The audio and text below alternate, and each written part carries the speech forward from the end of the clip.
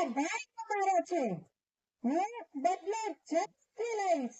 હું વરદાન કરીશ, બળવાન કરીશ, હું તપ કરીશ, હું તપ કરવા જાઉં છું. ઓમ ઓમ ઓમ ઓમ ઓમ. બસ હિરણ્યકશિપુ, હું તારા તપથી પ્રસન્ન થયો છું.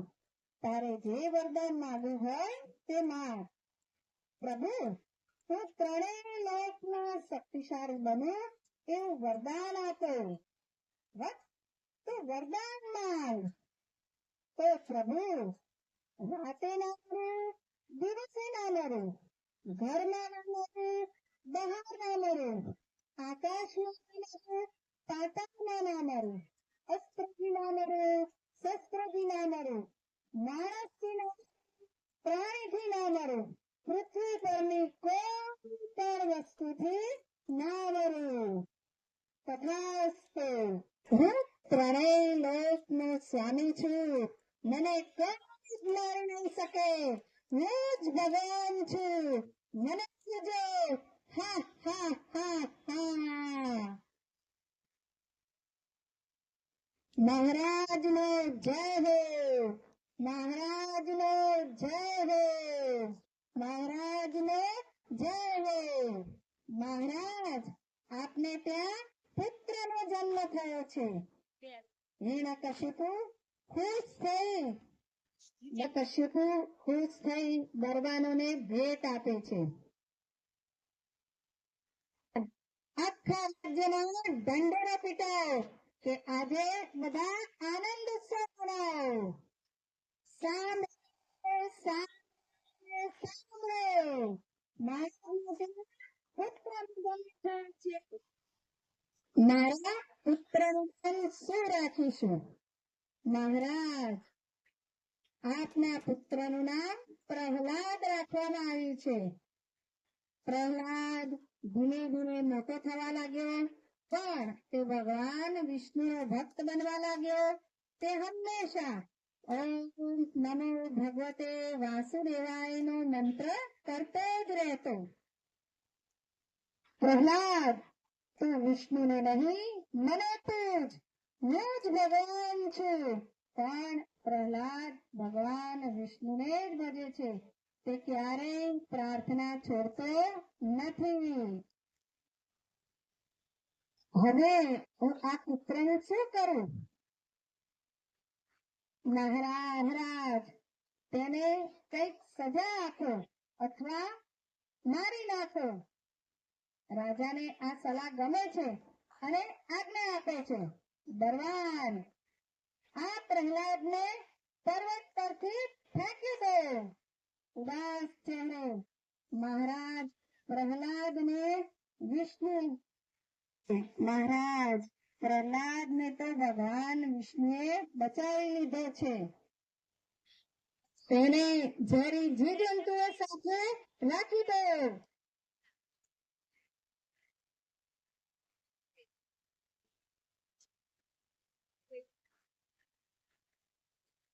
મહારાજ, પ્રહલાદને તો ભગવાન વિષ્ણુએ બચાવી લીધો. તેને ઊંડા પાણીમાં નાખી દો.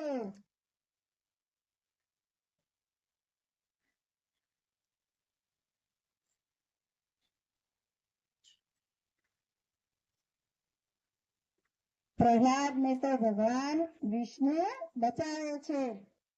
મહારાજ, મહારાજ, મહારાજ, આવો અન્યાય તમે મને. ઓ બહેન હોલિકા, હું તને કેવી રીતે ભૂલી શકું?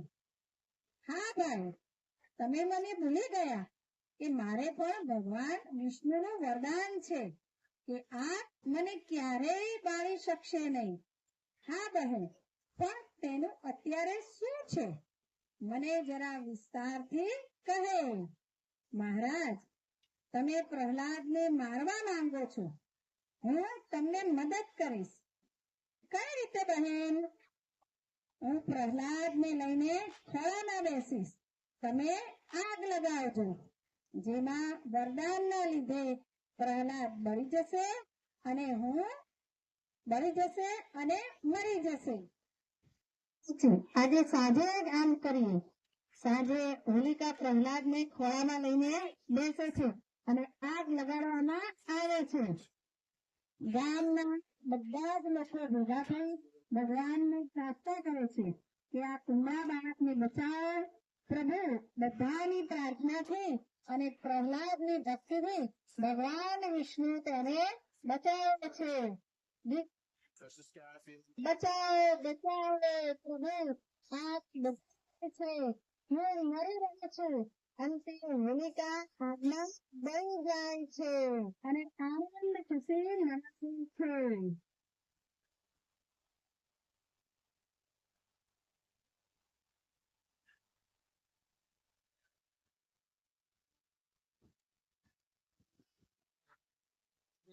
Repeat on the edge. There's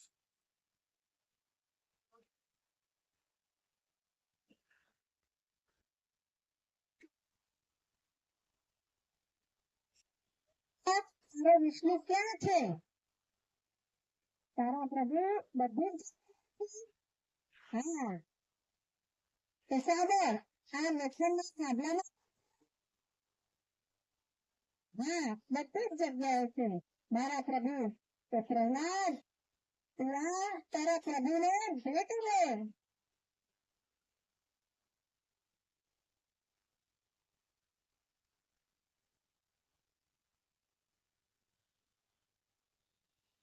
જે પ્રહલાદ થાંભલાને ભેટે છે તેવા જ નરસિંહ રૂપમાં પ્રભુ આવે છે અને હિરણ્યકશ્યપુને પકડીને પોતાના ખોળામાં સુવાડે છે અને પૂછે છે, બોલ રાત છે કે દિવસ, ઘરમાં કે બહાર, અસ્ત્ર છે કે શસ્ત્ર, આકાશ છે કે પાતાળ, પશુ કે માણસ, બધે જ હિરણ્યકશ્યપુ ના પાડે છે.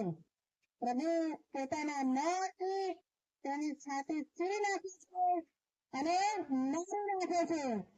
પ્રભુ ખૂબ જ ક્રોધમાં હોય છે. પ્રભુ આપ શાંત થાઓ.